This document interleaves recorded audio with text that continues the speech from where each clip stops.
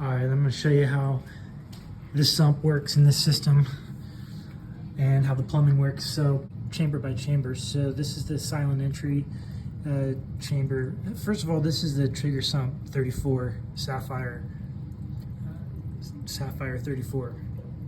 So it's about 30 gallons volume.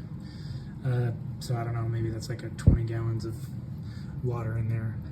But it's really neat because it has a silent entry chamber before it goes into the filter sock chamber.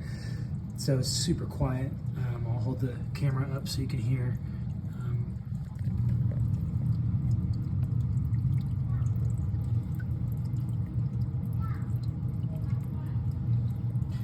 So yeah, pretty quiet, and that is with the Sicce Syncra SDC 6 pump at 80 some odd, 83 or something %.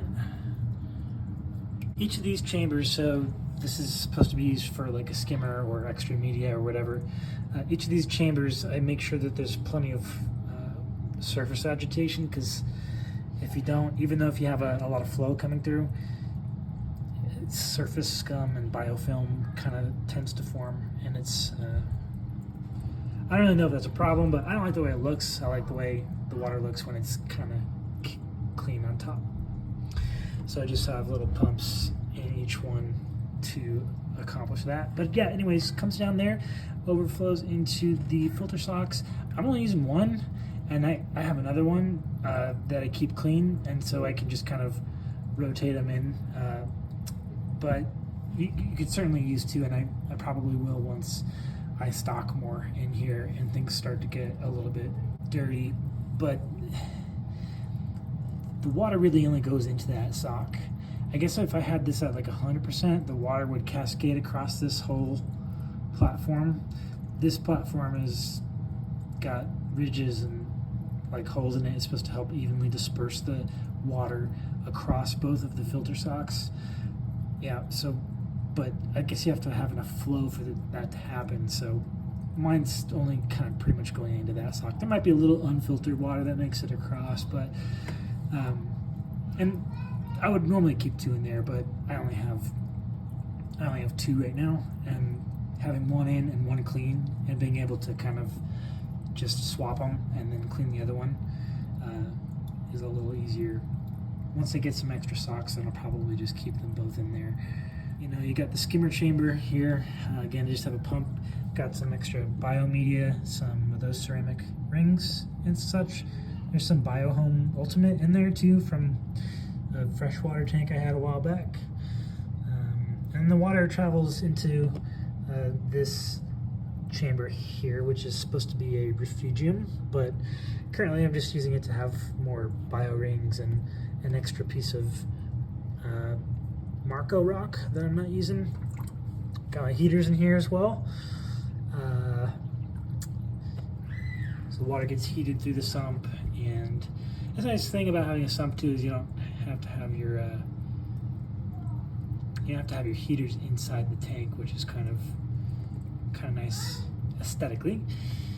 You might be wondering what this is. So I have found that if I shut off the system, so if I press off on the return pump, and then I don't know, for like maintenance or a water change or something like that, when I go to turn it back on, the overflow box doesn't operate properly. The way it's set to have this water at this level, right, to keep it at this level in order to have your secondary overflow where you want it,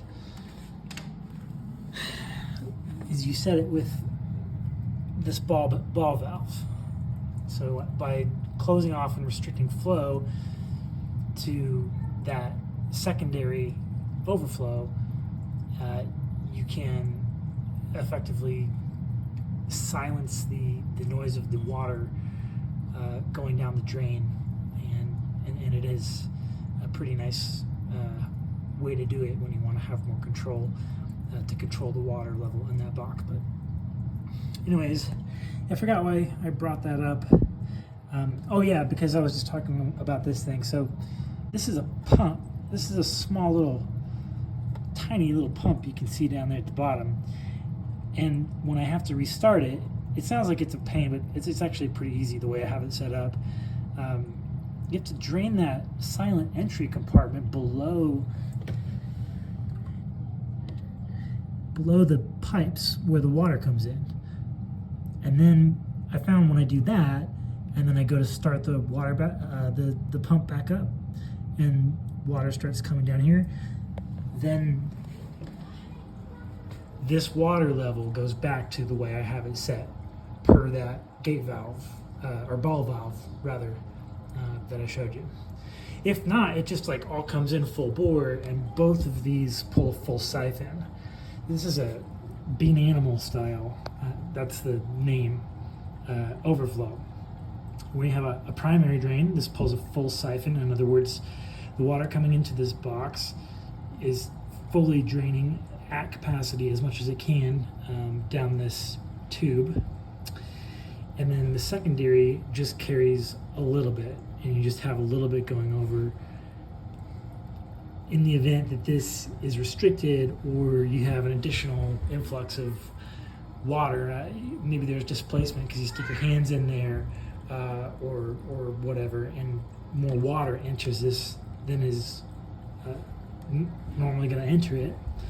Then it goes into this one. And then if for some reason this were to fail, I don't know, a snail or something were to block this, then it would go and would overflow into this one,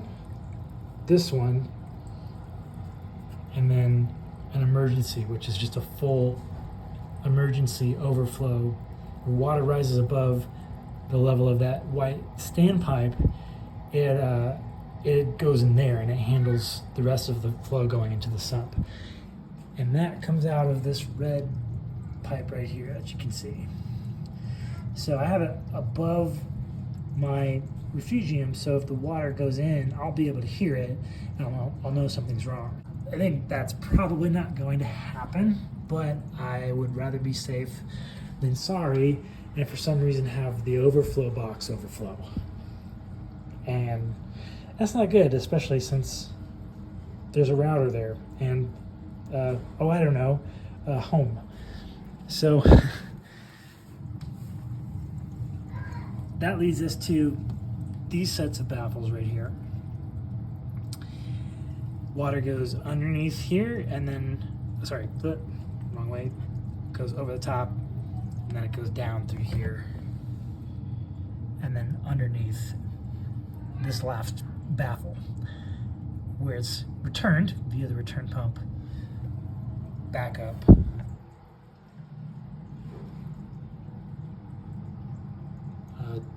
to right there where the water comes out. This has a check valve, so if I shut the water off, it won't pull a reverse siphon and bring water through those from the tank and into the sump.